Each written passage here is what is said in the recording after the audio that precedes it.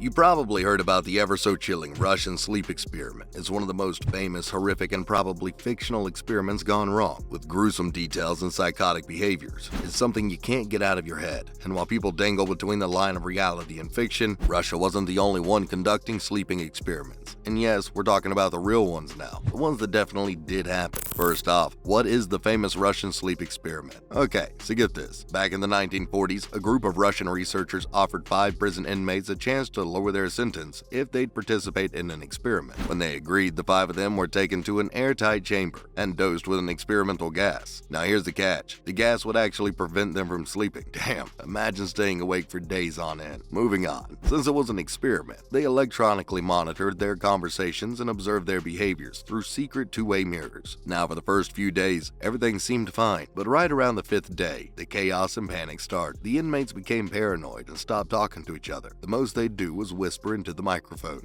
But that was just the beginning of the chaos ahead. Just as the 9th day set in, the screaming began. Some of them would run around the chamber, yelling until their vocal cords nearly broke. And while everything up till now still seemed predictable, the eerie part soon began. Suddenly, all of the screaming and chaos stopped. The chamber was dead quiet. It seemed like the calm before the storm, and fearing the worst, the researchers decided to open the chamber. But here's the weird part. Instead of being relieved and ready for freedom, the inmates said they no longer wanted to be freed. 2 weeks in, the researchers replaced the stimulant gas with fresh air. Think that settled things down?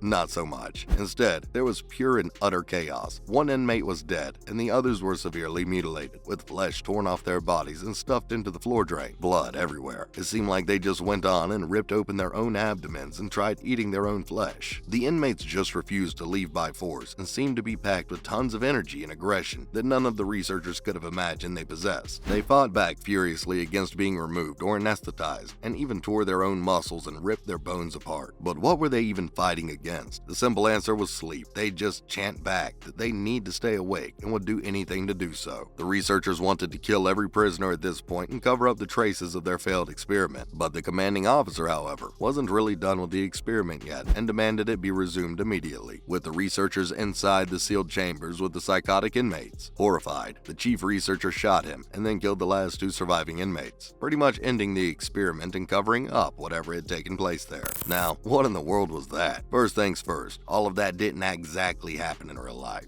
We think. Well, the Russian sleep experiment is an internet legend that originated from a horror page online called Creepypasta back in 2010. But even today, not everyone agrees that the story was fiction, and many debate that it's indeed a reality that everyone's trying to cover up. Either way, it made its way to becoming one of the best urban legends. Now, whether that was real or not, we got some other sleep experiments that were definitely real. First up, Randy Gardner's sleep deprivation world record. The best place to start with an actual world record, or perhaps a presumed one. Now, no one is actually clear on who holds the record for going the longest period of time without any sleep. Having said that, there are countless claims made throughout history, but hardly indisputable proof to support them. And well, don't go digging into the Guinness World Records, because they no longer partake in any records within this category. And the reason is that they're worried about the damage people might cause themselves. And that makes sense, because we've definitely seen how far people are willing to go to make it to the Guinness Book of World Records. With that said, there is no formal organization for sleep hobbyists, if that's even a thing. So we just have to rely on the proof we get to informally announce the world record winner, which in this case is Randy Gardner. The high school student was involved in a scientifically observed experiment in 1964 in San Diego and managed to stay awake for 11 days and 24 minutes. Now, since the experiment was created, observed, and documented by professionals, which also include a Stanford sleep researcher, we won't argue with the credibility of the experiment. Having said that, there are a few recent claims that may have broken the record, but who really knows for sure? Since this experiment was carefully monitored by experts, it's the most authentic one we got. Now, staying awake for that long doesn't just happen like that. Gardner experienced diminished cognitive functioning and other behavioral changes. Yeah, way worse than what you would feel after pulling an all-nighter. He was extremely moody, suffered from paranoia, and started hallucinating. And if it wasn't obvious, he also had trouble concentrating on anything and soon seemed to have memory problems too. But despite all of that, he still managed to win a game of ping pong against one of the researchers on day 10. We're just gonna say the researcher was probably just a terrible ping pong player. But all's well that ends well. Gardner held a press conference after the 11-day sleep deprivation experiment, and after 2 long days of sleeping, he seemed to fully recover. Next up, Shattered, the ever-so-controversial reality TV show. Back in 2004, a British reality TV show called Shattered was definitely the one to hit the deadlines. It featured 10 contestants who had to stay awake for 7 days and compete in several challenges and finish assigned tasks. Eventually, the show ended with Claire Southern as the winner, who somehow made it to 178 hours of sleep deprivation, winning $115,000. With that said, many people argued that the concept behind the series was promoting unhealthy and dangerous competitions that could pose a risk to the contestants. However, all contestants made it to the end without any serious health consequences. Having said that, Shattered would probably never air today because of ethical reasons, and honestly, is probably for the best. However, Shattered was also the perfect wave of social experiment and showed what sleep deprivation really looks like. The show's runner-up, Chris Wandell, compared it to being at a party, kinda like being drunk and having the best time ever, but also somehow being an absolute emotional wreck. But as the players were eliminated, the first thing they wanted to do was obviously sleep. One participant, Farah, gained 6 pounds and said that when her family took her home, she fell asleep mid-sentence while eating soup. Her head was on the table and the soup was everywhere, but Farah was in the dreamland she had craved for days.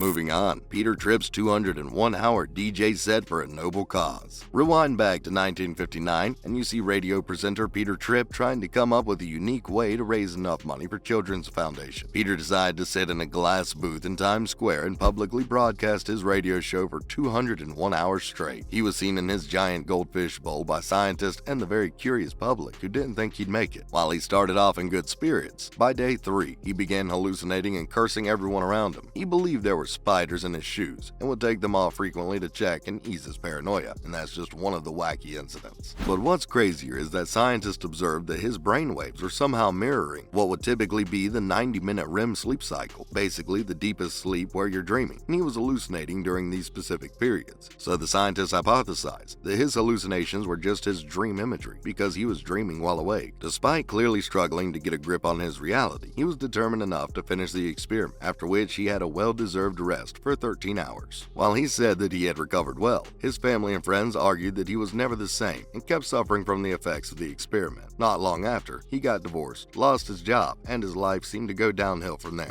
Having said that, can you die from sleep deprivation? That's probably what you're thinking about right now, but it seems like, at least for humans, the answer is no. Scientists claim that along the evolutionary path, humans seem to have developed a safety mechanism that literally forces us to sleep, but the normal kind, just the short stints of a few seconds that you may not even notice. That's called microsleep and is one of the main reasons why people are able to survive sleep deprivation. So we guess all's good as long as you're in a safe environment with people and aren't engaging in high-risk activities like driving or so. But that doesn't mean you go ahead and pull an all-nighter again. Stay safe and get some rest when you need it. Well, that's a wrap for this video. Thanks for watching, and we'll see you in the next one.